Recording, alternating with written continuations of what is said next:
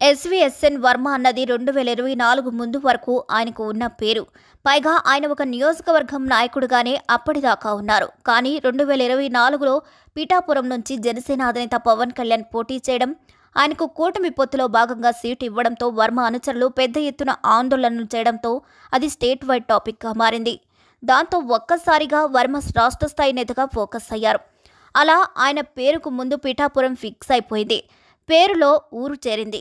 Focus సైతం మారింది. కానీ అధికార హోదాతో కూడిన పదవి అయితే ఈ రోజుకి దక్కలేదు అన్నదే వర్మ అండ్ కో అసలైన ఆవేదనగా ఉంది. కాలాలు అన్నీ మారుతున్నాయి. క్యాలెండర్లో రోజులు గడిచిపోతున్నాయి. కూటమి అధికారంలోకొచ్చి 15 నెలలవుతుంది. అయినా పిఠాపురం వర్మకు పదవి మాత్రం దక్కలేదు. దాంతో ఆయన సైతం నిరాశలో ఉన్నారని అంటున్నారు. ఆయనకు 11 ఏళ్ల క్రితం దక్కిన ఎమ్మెల్యే పదవి తప్ప మళ్లీ అధికార కళ చూడలేదు. తన నియోజకవర్గంలో మగుటం లేని మహారాజుగా ఆయన ఉన్నారు. ఆయన సామాజిక వర్గం సంఖ్య తక్కువగానే ఉన్నా కూడా జనబాహుళ్యంలోకి నిత్యం వెళ్తూ వర్మ తన పలుకుబడిని పరపతిని బాగా పెంచుకున్నారు. 2019 ఎన్నికల్లో సైతం వైసీపీ ప్రబంధనంలో గట్టి పోటీ ఇచ్చారు. ఇక 2024లో గెలుపు ఖాయం.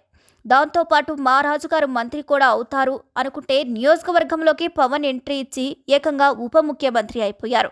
వర్మ మాత్రం మాజీ ఎమ్మెల్యే ట్యాగ్తో అన్నీ చూస్తూ ఉండిపోయారు అన్నదే అభిమానుల అనుచరుల మాటగా ఉందట. ఇక పొత్తులో భాగంగా టీడీపీ ఎమ్మెల్సీగా ఫస్ట్ నామినేట్ అయ్యేది వర్మ అని కూడా చెప్పారట. ఇప్పటికీ అనేక మంది శాసన మండలిలో ప్రవేశించారు.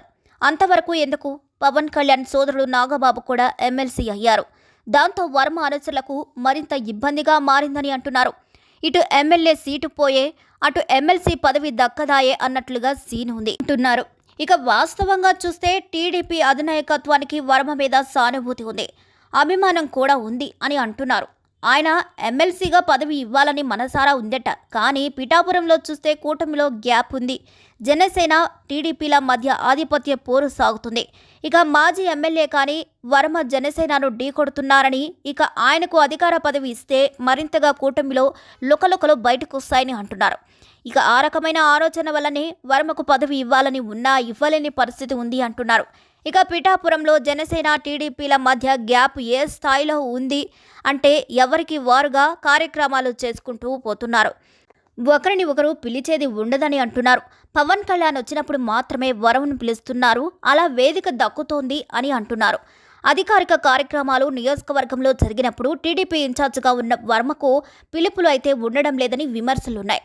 ఇలా కూటమిలో ఉన్న ఇబ్బందులు దృష్టిలో ఉంచుకొని వర్మకు అధికార పదవి దక్కడం లేదా అన్న చర్చ అయితే ఉంది.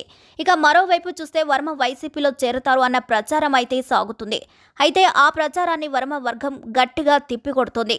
తమ మీద కావాలని ప్రత్యర్థులు చేస్తున్న తప్పుడు ప్రచారం అని అంటోంది. ఇక వర్మ సైతం ఈ తరహా ప్రచారం మీద అప్రమత్తమయ్యారు. అందుకే ఆయన వైసీపీ మీద మరింత ధాటిగా విమర్శలు చేస్తున్నారు. తన స్వరాన్ని కూడా పెంచుతున్నారు. ఇలా ఎన్ని చేసినా వర్మకు మాత్రం పదవి అందడం లేదు అన్న బాధ అయితే ఉంది.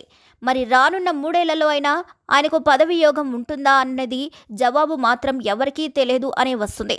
That is the politics of Pithapuram. మరి ఈ వీడియోపై మీ అభిప్రాయాన్ని ఖచ్చితంగా కామెంట్ ద్వారా తెలియజేసేయండి.